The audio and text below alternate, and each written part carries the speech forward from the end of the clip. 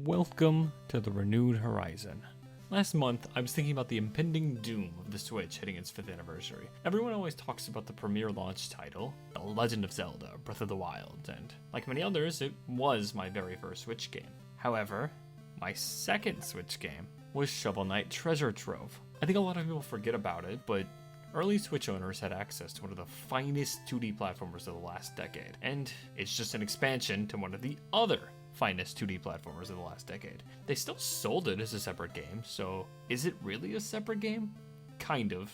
It plays differently enough from Shovel Knight that whenever I talk about some of my favorite platformers, I count Specter of Torment among them, but I'm getting ahead of myself here. Let's slow it down and take it from the beginning. When Shovel Knight started its life as a Kickstarter project, the lads at Yacht Club Games got a metric shit ton of money thrown at them pretty quickly, and so they did what any successful thingy on that site does and thought up some really overambitious stretch goals. It seems overambitious now, but admittedly, these were actually pretty reasonable at the start. What would become the 3 major expanses of Shovel Knight were originally just supposed to be pretty simple in the grand scheme. If you look at how they originally worded it, it's kind of funny. Play the full game as a member of the Order of No Quarter. Even the story and dialogue will change a little bit to reflect the changes. And functionally, yeah, Plague of Shadows was pretty much that. But when it came time to release Specter of Torment, they did so much more than that, and made something far beyond the original promise. Rather than just another alternate campaign through Shovel Knight, now dubbed the Shovel of Hope campaign, Yacht Club wanted to make a full-on prequel explaining how the Order of No Quarter came to be in the first place. So the stage is set with Specter Knight being asked by the Enchantress to go off and recruit the Knights of the Realm to her cause, and in turn, he will be returned to life. This being a prequel, and me knowing that Specter Knight is still extra dead during the events of Shovel of Hope, well, I can't fucking wait for this guy to come back to life. It's gonna be the best. If Hyrule Warriors Age of Calamity has taught me anything, it's the prequels always have happy endings. Point is, Specter Man over here sets off on his journey to find knights by seeking out the Black Knight. No, not that one. This guy's got a turtle thing. But I'm getting ahead of myself again. I gotta stop that. As any good game in Treasure Trove does, everything starts at the Plains of Passage, and it's quite a bit different than it was last time. The moon exists now, and the layout is entirely different because I can climb walls now and do this to these lanterns. It's crazy. Those are the 2 major things that set Specter Knight gameplay apart from all the other 2D platformer heroes like Donkey Kong and Shantae and Wonder Boy, probably. If you glance up to the top of your screen, you'll find that life from Shovel of Hope is exchanged for will, because Specter Knight apparently still has a will to live despite being dead. Also, magic is exchanged for darkness, because ow, the edge. This first level beautifully establishes a few things to the player, and that is paramount for a first stage to do. To start, it establishes how Specter Knight plays and controls. Shovel Knight has always been excellent at teaching the player exactly what they need to know without actually saying anything. It's all just in the level design. The second thing is that this is different from Plague of Shadows and Shovel of Hope. Levels are similar, but have been entirely overhauled. The music and visuals are swapped up as well, but they're close enough to the original that it feels familiar, and it just makes it feel so exciting. New, but familiar. After we fight Black Knight, we're sent to, oh wow, yeah, the Tower of Fate, the place where Shovel of Hope ends. And this is just the hub area of this game. That's kind of a cool twist. To start, you can just sit here while taking in the atmosphere of the gorgeous Game Boy Color palette. That's not your thing, you can just jump off and make my boy the Dark Acolyte very concerned. Since this is a hub area, there's all sorts of things to be done, but whenever I start up a new file, I like to go right over to Horace and bang my head against a wall for an hour. This particular lad offers a challenge of climbing to the top of the tower with a randomly generated layout each time. Also, Horace over here tends to follow you up with an electric fence like a jerk. It's genuinely very challenging, but it also gets really addictive as you try and get further and further each run. I love using it as an early game challenge to brutally get myself used to how Specter Knight plays. Clearing it just gives you some gold, but more importantly, I have bragging rights. I did it, bitch. And that gold will come in handy in filling up the donation bucket thing that makes Manny go burr so they can sell you cloaks that do different shit. If I was a speedrunner, I'm sure I'd go with the rail mail because gotta go fast, but I don't need to get railed. I'm a bitch. I got the Cloak of Clemency. It lets me respawn if I do dumb shit, and I'm always gonna do dumb shit. I didn't even bother with the other cloaks. I know what I'm about.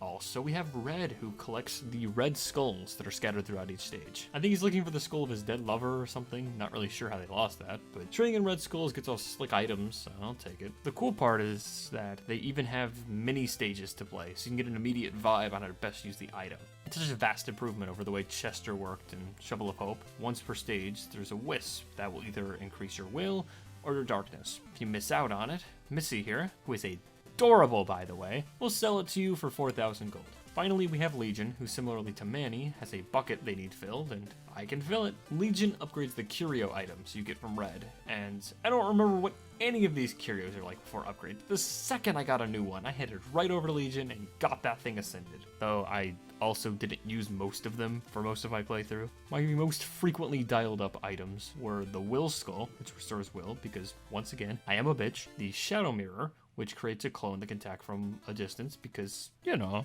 and the Hover Plume, because being able to float really helps in a platformer. It's almost like I can avoid jumping in a game centered on jumping. It's amazing.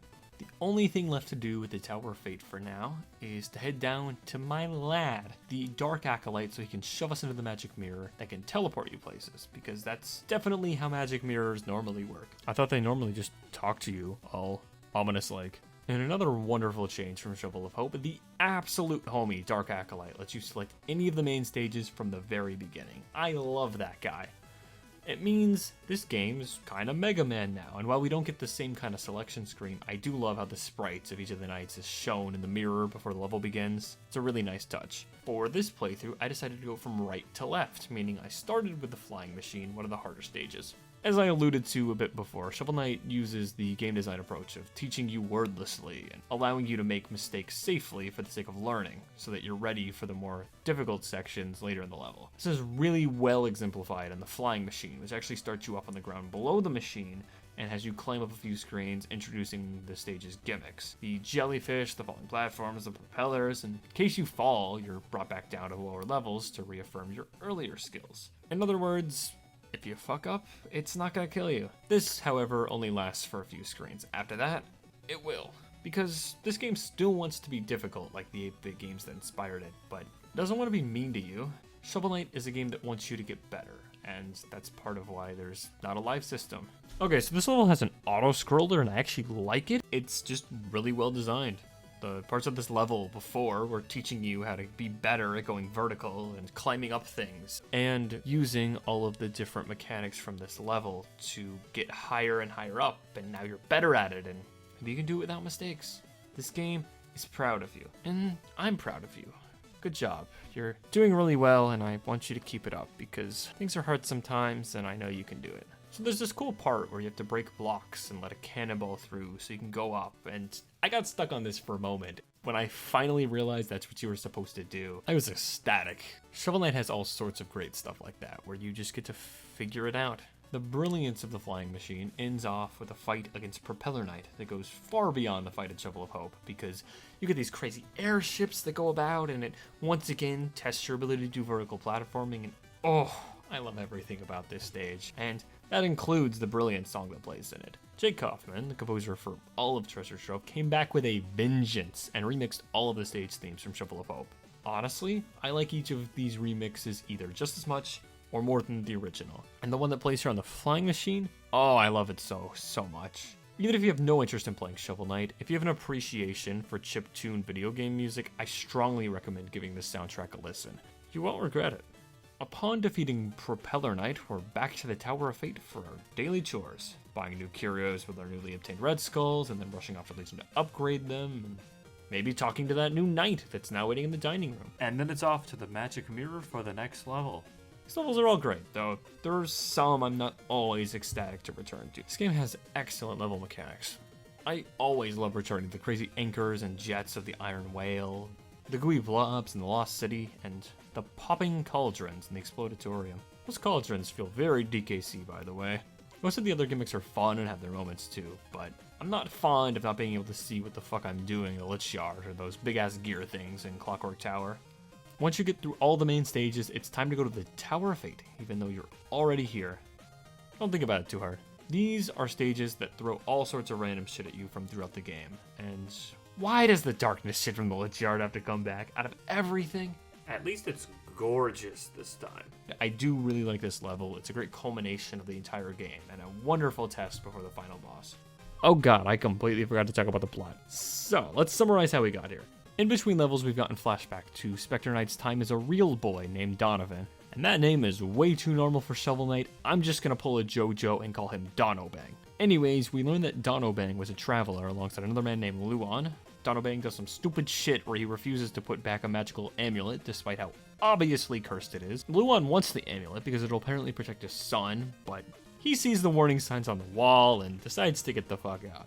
Donobang refuses to let go of it and ends up fighting Shield Knight over it. Donobang's stupidity leads to the creation of the Enchantress and the destruction of the area of the tower they're in, which kills Luan. Donobang barely survives, and the Enchantress brings him back from the brink as Specter Knight. She then agrees to fully resurrect him as Donobang if he gathers her a squadron of knights, which he agrees to, and now we're back at the beginning of the game. Meanwhile, in the present, my man Dark Acolyte gets obliterated by this twink, who then turns evil. And then the Enchantress has the evil twink take over my dude Dark Acolyte's position as guard of the magic mirror for like most of the game. What the hell? And then, towards the end, the twink disappears like a bitch and maybe Black Knight comes back. I don't care. The absolute unit, Dark Acolyte, returns to his rightful place and agrees that we gotta go kick the Enchantress's ass. So we do, but then she corrupts the twink further. Because Black Knight refused to be one of her knights, she only has 7 of them. And she apparently hates that number and wants 8 instead. I don't know, man, because she never played Mario Kart. 7 every day, bitches. Anyways, she wants to turn the twink into her 8th knight. After fighting the Enchantress and the twink, who was given a more powerful form because evil, I think? Either way, after that, Specter Knight says, nah, let Twink go, I'll be your 8th knight, resigning himself to a permanent death. In a post-credits scene, it's revealed that back when he was alive, Donobang agreed he put down his life to save Luan's son, Reese. Wait, who the fuck is Reese? The Twink? Nah, that promise should have been null and void the second Reese attacked the legend, the Dark Acolyte. No, no, no. And that's the story. This is great. It brings everything together and ties the bow on the package that is this wonderful video game. So you should play it.